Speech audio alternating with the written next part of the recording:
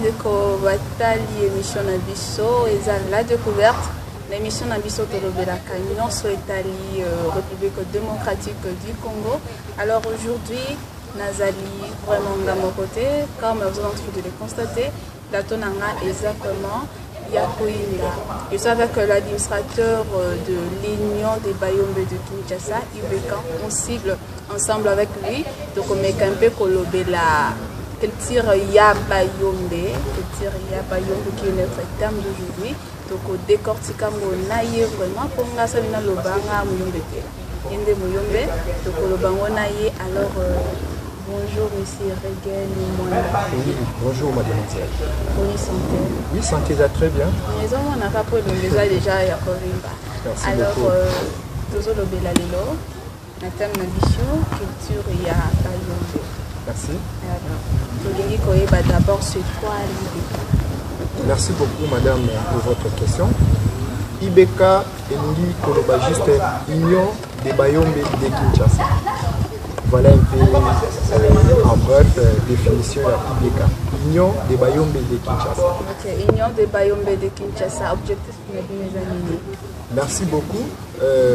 IBK est un objectif d'abord promouvoir culture des Bayombe dans la petite province de Kinshasa et partout dans le monde entier. Et puis soutenir le développement communautaire de l'espace Grand Bayombe. Voilà un peu des objectifs que nous avons pu réaliser, que nous allons réaliser ensemble avec notre staff. IBK a été créé dans quelle année? Merci beaucoup. IBK est notre ami le 26 juin 2021 à Kinshasa par Miguel Mwanda. Moi, je suis l'initiateur. Le 26 juin 2021. Oui. Cela veut dire que vous avez déjà fêté une année. Oui, d'ici là déjà une année. D'ici là. Ah ouais, d'ici là. Donc bientôt, ça sera le 26 juin. Oui. Donc une année. Cela veut dire que pour une année, il y a résistance. Merci beaucoup. Détermination est noble, il faut quand même organiser activité. Ensemble, dans le staff, pour analyser dans quelle façon que Tokoki peut organiser l'activité les camarades. Donc, il faut vraiment tout faire pour honneur et culture de la Bayombe. Merci. Alors, dans 4 réunions des Bayombe de Kinshasa, vous réalisez déjà combien de monde? Merci beaucoup. Sur le plan, il y a l'identification personnelle sur le terrain. Vous avez déjà plus ou moins 480 membres. Mais déjà, dans le groupe de la page Facebook, ceux qui ont Union des Bayombe de Kinshasa, vous allez voir, nous sommes déjà au nombre de plus ou moins 10 800 quelques de membres. Donc, vous allez déjà vous allez s'organiser déjà pour soutenir toujours l'objectif de la les alliés chemin de bataille. Et là, nous faisons vraiment l'appel à tous les Bayombe de la République démocratique du Congo. Soyez bien que vous avez Muyombe, même si vous avez Muyombe, mais né Congo. Vous avez né Congo. Ce qui est biso yango Union des Bayombe à Kinshasa. Vous savez que le cas Union des Bayombe, c'est que baza peka na posa Bayombe, mais baza na posa ya ba né Congo. Né Congo nyonso kota na kata Union des Bayombe de Kinshasa pour tout la moussa ba valeur na biso ancestrale o ekufa totombolango parce que na mikolo oyo nde tozo vivre ba valeur ane yebani lisusu te et ça les me rappelle lisusu te donc biso nyonso tokoma ko adopter ba valeur ya ba ekolo mosusu ya biso moko bani ba Congo to bombi yango. Alors vision na bino na kosala parce que union nyonso avant tosala yango kozala na vision na mission. Oui. Il y a 3 choses et l'andanaka avant tout ça les locaux. Oui. Alors vision na bino, mission na bino, les amis. Merci beaucoup maman pour na mutuna na ya kitoko. Moi c'est Regel Mwanda naza muyombe. Mutu nyonso oyo azali muyombe normalement, c'est ça, ce sont des principes. Aza censé à défendre culture. C'est pour cela que je me suis dit non.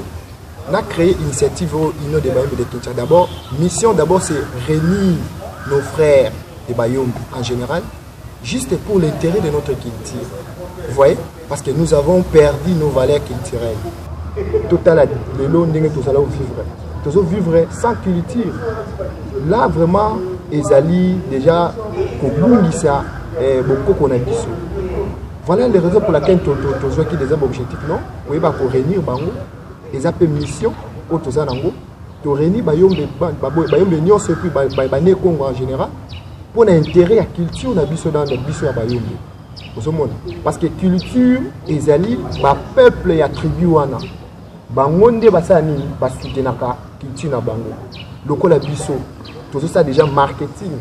Na niveau ya réseaux sociaux, na Facebook. Déjà, ils ont marketing. Alors, marketing, il y a quoi tirer to réunir et puis, to zalana bango en bon effort pour développer culture na biso. C'est par là aussi, to koyeba couper ça peut valeur ya tribu na biso. Donc, to perdre qui tellement mingi valeur culturelle. Voilà la raison pour laquelle tu as une initiative wana. Tu vois qui moi objectif ou anto non tout tel non tout tel livre bah si plan bah valeur culturelle na biso et ça coexiste. Voilà c'est un peu ça. Donc mission principale c'est d'abord c'est réunir les bailleurs. Nous devons vivre dans la solidarité. La solidarité c'est aussi notre culture ce qui tout tel na ndenge ba koko na biso ba no vivre na espace na biso grand mayobo. Donc ba no vivre na bolingo. Alors il faut tous ça bolingo wana et ça peut mission clé ya bitumba na biso na kati ya ino de bayembe de Kinshasa.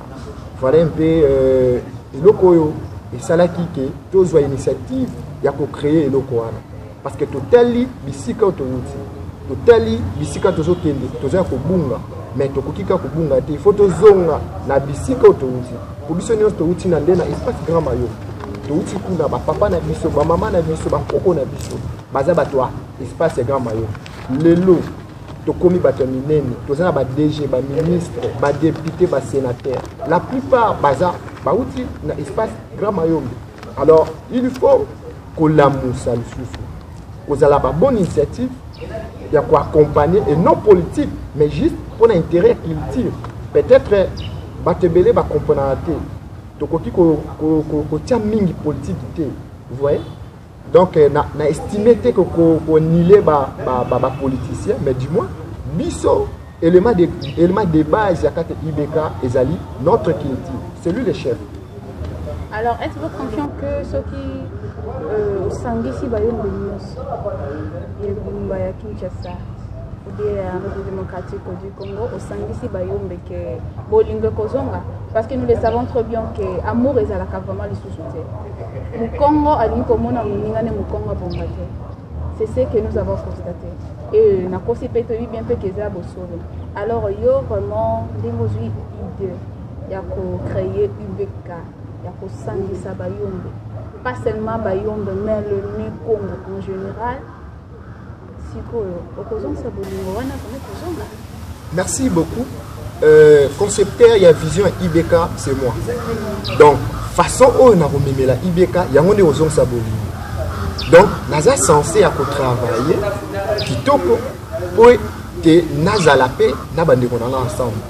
Mais ils ont une stratégie, nous n'avons jamais pour dévoiler dans la télévision. Mais, dis-moi, dans le temps où nous avons une vision, nous avons une procédure, nous avons une dengue. Oui, c'est vrai que ce n'est pas seulement chez nous. Ils ont peut-être une école au Moussous.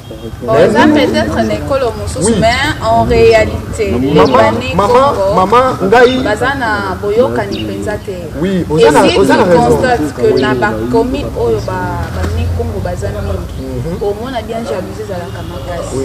Mais ce roquet n'a pas école au Moussous, à l'Incomo n'a pas na été à Nyokama. Et c'est pour ce que le gant que ce dont le monsieur la dame a Wouti Provence a commis. Ce canal ici pour prendre directement à se porter garant pour la prendre au terrain mais n'est comme côté n'est comme on a mon tour à sortir directement Kindo oh yes a outil sur les locaux nous on a yomba yema pour que bête pourquoi parce qu'ils ont la peur et l'autre a beau sauver faut que le bobangi bobangi zana bani Congo makasi bazotia toujours qui bondo qui devant mais ba bosani ba bonne manière oyo ba koko na biso ba apprenant biso na ba village. Bon, merci beaucoup. Ngai naza muto na linga pena kindoki parce que nazaka très fier na kiti na biso bayo. Kindoki wana existe. Kiti d'abord ça kindoki. Wana ezali bango. Mutu na mutamona vision na ye na ndenge na. Donc ngai vraiment na mona biloko wana te. Et puis je vous assure bota la initiative nazanango. Beaucoup mona to ko réunir, to ko gagner pe honneur ya culture na biso ya Bayombe. Donc mutuna mutazana vision na ye, mutuna mutazana ba façon na ye. Mais to yebi ko tanga pe alphabétisation ya ndenge nini ko concevoir culture. Dans quel sens tu apprendre plus? Tu dois quitter quoi approcher mikolo. Peut-être belé puis bazwa ki ba initiative mais ba consulter ki mikolo te. Ba yeba quitter qu'est-ce qu'il faut? Peut-être biso ndenge na oyo mokie tozana ngo. Tu ko appliquer, tu ko yeba ko sala oyo esengeli ko sala pona kiti na biso kete. Vraiment naza parmi Muyombe oyo na ba ndeko nanga presque nyonso to lingaka penjate koyoka makambo ba culture ba kindoki wana est vraiment existante. Et puis nous avons chrétiens. Ah oui, nous avons chrétiens. Donc voilà un peu ça. Nous sommes très fiers pour nous Muyombe. Donc nous sommes villageois. Nous sommes villageois. Donc c'est un peu ça. Monsieur Regan Mwanda, le bien qu'il y ait vraiment Aza villageois. Hein? Oui, oui. Il y a Mazane Congo, Aza vraiment Muyombe de père et de mère. Alors, à lobby bien que Aza très confiant, Soka Sangisi ba Yombe, qui nous terme à Bala Nabane Congo Lungwa. Yakobo, Yako Nzima Muninga na yo anyoka, mais yoza mbongo na poche. Kobo Yakopesa Moninga no bisika kola la méchante vidéo kayo. Alors, monsieur Regan Mwanda, n'oubliez pas que nous sommes toujours dans notre thème qui est la culture des Bayombe. Tout à fait, oui, oui. Alors, la culture des Bayombe, on a des téléspectateurs, on a oui. concernant culture. Là, on a beaucoup plus développé au ESA UBK. Oui, parce que maintenant, au côté, na terme na biso, oui, oui. la culture des Bayombe. Oui. D'abord, comme première question à biso, qu'est-ce que est Muyombe? Nani est Muyombe? Nani est Muyombe? Voilà, merci beaucoup. Muyombe ezanai. Muyombe ezali moto abotami na espace, abotami na baboti bazana espace ya Grand Mayombe. Mayombe ezali na province ya Congo central, précisément na district du Bas-Fleuve. Parce que dans le Congo central, tu as 10 districts. Non, tu as 3 districts. Alors, on a 10 territoires. Alors, le Bayombe, d'abord, il y a district du Bas-Fleuve. Et puis, il y a territoire. Et puis, il y a territoire de Lukula. Tu as un territoire de Tchela. Tu as un territoire de Sekebanza. Batu oyo babotamina ba ancêtre ya kati ya ni district Kouana et puis na ba territoire na tangi bango wana babengani Bayombe. Voilà un peu eza mutu batu wana bango nde baza Bayombe pona ko préciser bandeko na biso nyonso bazolanda biso. D'abord Bayombe, nini Bayombe ba produire na kati ya Congo central. Oza que soki to moni art et art oza créé na Bayombe directement. Donc, on a pas collé dans biso mais deux que nous avons art oyo. Nanga moko ne Congo bien nanga moko habitant ya République démocratique du Congo directement on s'est référé que art oyo ezaka Bayombe mutosala. Production na. Merci beaucoup. Wana to benga ngo ba œuvre socio-culturelle. Donc ba œuvre oyo pour faciliter to ba découverte ya tribu na biso Bayombe. Mais malheureusement, ce qui est au quotidien sur le plan alimentaire, au lien à la biso d'abord. Si le plan œuvre wana mingi ba exportation mo ça na kala ba bijou na biso. Oyo ba ancêtre na biso. Oui, ça là qui déjà ici ekenda. Ici ekenda na ba époque mourir les cas. Et voilà un peu oyo biso plutôt ça ba effort.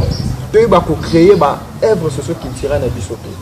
Mais peut-être que si tu continues à makambo etali ba alimentaire kolia na biso, bayombe bazoko produit d'abord sur le plan alimentaire na ba biloko kolia hein par exemple tozali na ba biloko na biso ba fufu ozomona une grande partie oyo tozoko nourrir Congo central et puis Kinshasa ezouta na mayombe ozomona mais malgré tout ça ba problème il y a ba industrialisation et le lenge nini ko conserver ba produit wana tozo lona na kati ya mboka na biso na kati espace na biso ozomona tozali na ba biloko moko lokola ba biloko na biso alcoolique oyo bakoko na biso babenga ngo bayombe bayebi ntsamba eza parmi biloko wana ba fête na biso minene ezalaka mingi louable yango nde to consommer même kola lelo na ba fête na biso même na Kinshasa j'espère que on participe pas na ba fête na bayombe mais existera le sous-souté wana to perd déjà beaucoup vraiment c'est villa ouais wana te perdre déjà beaucoup donc il faut un système wana to sani to zongi yango wana eza bitumba na biso ozomo yango wana sur le plan alimentaire kolia na biso le lot de konanga parce que eza question moko très sérieux kolia ya mu c'est ça couper ça peut beaucoup nongo na kata nyoto le lot ko mo bela mingi pourquoi to bosani même sur le plan alimentaire alors eza ben fort et autres côté au sala ba de belé pe ba yebi yango te tant on se poser question ba œuvre sur ce qui tire des maillots et ça pas tellement on a tout perdu alors il faut maintenant to ba ko fanda yango to ba initiative to fanda pe to ba ko innover to créer le sous to la kisali na bana biso il y a biso bayombe oui on a tebe biso moi je suis pas muyombe mais quand on a katina bayombe la tele nga pe muyombe voilà ba œuvre wana ekenda et ça sous awati sous tozo découvrir en Belgique soroké au comment on habite oui et sous soroké na Amérique au découvrir encore tout à fait alors attends que yo suis idée ya kosala union des bayombe est-ce que vous avez une idée qu'un jour il y a que soulever des défis bah œuvre en maison en Kinshasa parce que tu sais quoi beaucoup le bakewi toi dans sala beaucoup bandaro sala na bino ya ndenga kilelo mais ba ke kozala na impact makasite koleka o bakenda na beaucoup ki ko bandano ko sala ba œuvre d'art mususu mais œuvre d'art ekenda yango nde yebani en plus ce que ça ba recherche na ba réseaux sociaux, naba YouTube, naba Google, naba Phoenix, donc tu verras que eza oyo batwa sala te. Eza oyo salama ka ozaka un impact. Alors, on a une initiative wana ya ko soulever défi que ngala lingi merci beaucoup pour la mutuna nayo. Obe mutuna nayo eza mutuna moko purement pédagogique. Oyebi que na question nayo ngai eza question te koloba ke oui tokoki ozwango non mais ngana utiliser ka phrase moko chaque chose a son temps totika tango o toza nango eba opesa biso biloko nyo toza nango pour ça eza pe parmi ya ba défi il faut qu'on relever voilà donc il faut d'abord écrire notre histoire de notre tribu il faut que commander histoire na biso et puis banana ba koma histoire ngo eza biso te biso ne bana wana siko tango to temi histoire na bana to tangisi bana ozomona parce que apport ko zwango eza kaka Rigel Mwanda te mais na to ko proposer ensemble parce que ils ont fait la force est-ce que Rigel Mwanda lui seul a ko zwango je n'ai pas dit Rigel Mwanda lorsque je vois IBK oui. je ne vois pas Rigel oui, mais je vois le membre qui sont dans cette union parmi les défis à relever ils ont bien tracé na kati ya ba projet toza nango ils ont bien tracé na ba projet toza nango avec le temps ce qui te commis na mungonga wana on va le faire et puis en collaboration avec le gouvernement congolais parce que culture autres défendre il y a Congo il y a République démocratique du Congo alors il faut pas tout comprendre le comment on ne peut pas faire au-delà il y a ce sont des suggestions. Nous allons faire dans les jours à venir la autorité ba kanisa ba œuvre sur qui tire au pays là qui a biso auto perdant ba valeur wana ba proposer. Là le exemple il y a Lino ya Lumumba. Oui, va réclamer la Belgique mais donc ça veut dire que avec le temps mon frère, maman, je vous assure que officiellement, réclamation Salamate. Officiellement, gouvernement belge. Mais tout est là, chaque chose a son temps. Chaque chose a son temps, maman. Voilà, alors, avec Nazaka,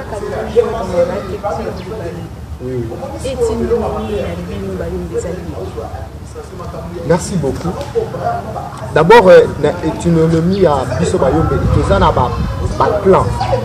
Voilà, ma clan est tellement élargi.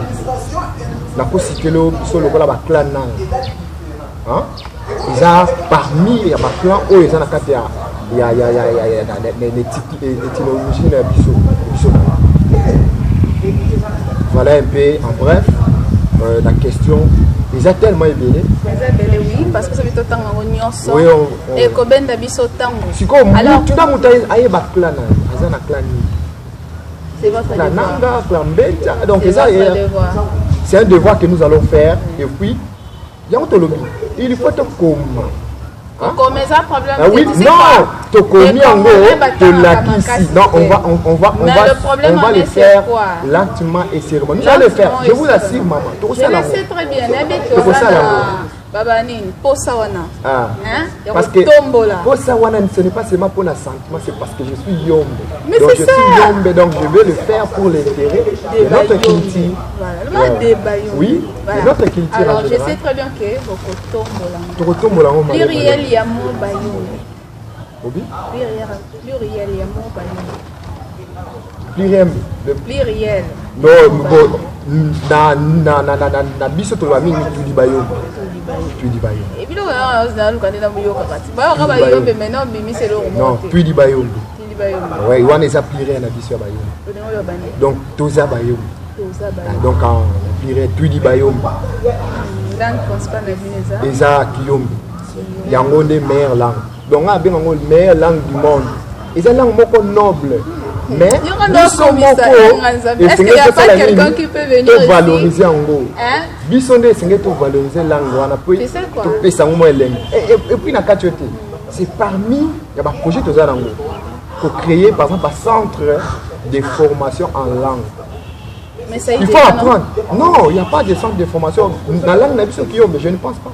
Bon, on a évité place langue nabiso que ba yombe mais ça na centre bâtir 4 langues nationales. Oh. Mais non, Kiyombe est non, même si ça n'a pas mais ça n'a pas il y a bateau bon, et Zali inexistant. Donc il faut réforme au Betobing, il faut que ça va réforme, na encadrement, il y a ma formation, il y a ma Yombe. Quand ça la conformer, ce n'est pas seulement des petits enfants, même aussi des grands, des parents aussi. Donc c'est là aussi des projets que ça va faire évoluer pour y avoir ça là. Votre plat typique. Vous dites? Votre plat typique. Bon, notre plat typique c'est le pondo madès. Bien sûr. Oui, oui, je sais très bien que Bolinga pondo madès. Voilà. C'est ça la réponse que je voulais. Voilà, c'est ça la réponse que je voulais. Donc il y a un il est donc là on a et puis tout ça dans un projet pour créer un restaurant public Yombe.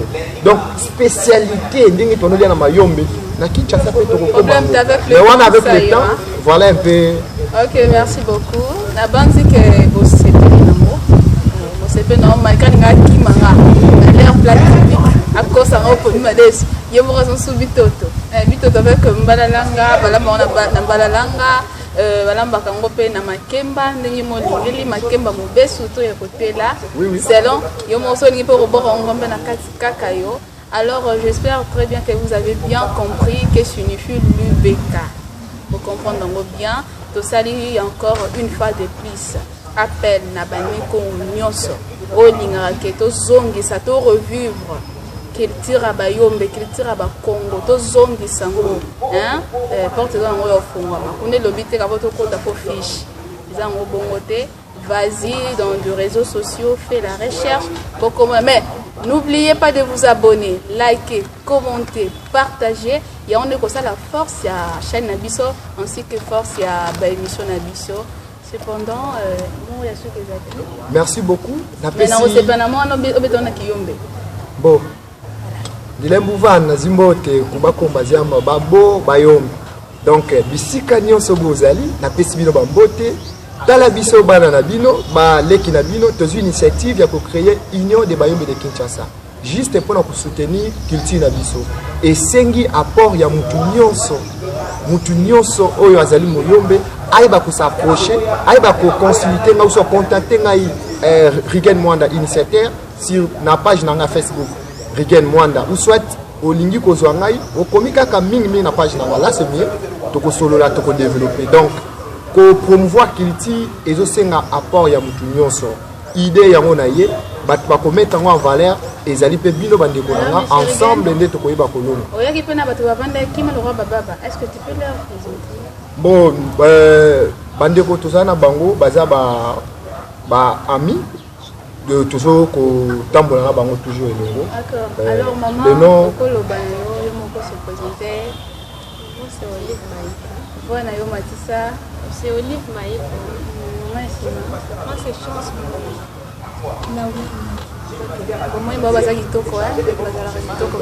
Ok, merci beaucoup. To monani na numéro misusu.